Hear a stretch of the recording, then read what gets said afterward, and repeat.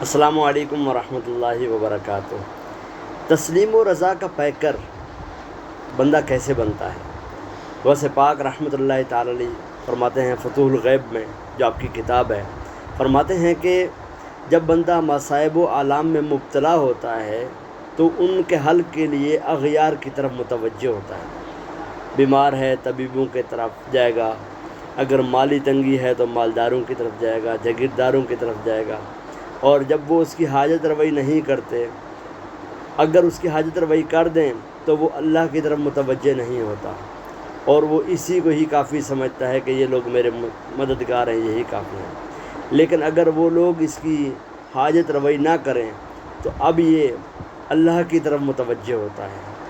اور اللہ تبارک و تعالیٰ بھی اگر اس کی حاجت روائی نہ کرے تو پھر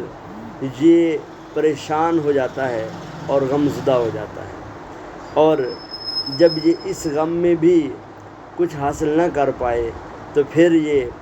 بے سر و سامان ہو کر اپنے آپ کو اللہ کے حوالے کر دیتا ہے اور اللہ کی رضا پر راضی رہنا شروع کر دیتا ہے۔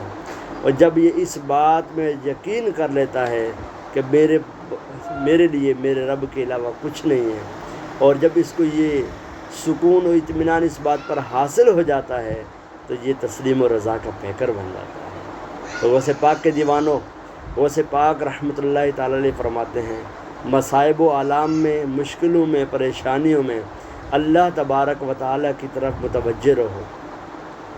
اس کی نافرمانی والے کام نہ کرو، اور اس کی جو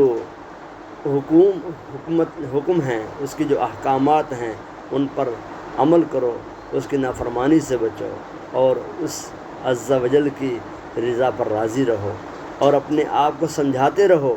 کہ جو بھی غم ہے، جو بھی دکھ ہے، جو بھی خوشی ہے، جو بھی کچھ ہے، یہ سب اللہ ہی کی طرف سے ہے، اللہ ہی کی مشیت و ارادے سے ہے، لہذا اللہ تبارک و تعالیٰ کی ذات سے راضی رہو، اپنے آپ کو اس بات کی تلقین کرتے رہو۔ تو غوث پاک رحمۃ اللہ تعالیٰ کے دیوانوں،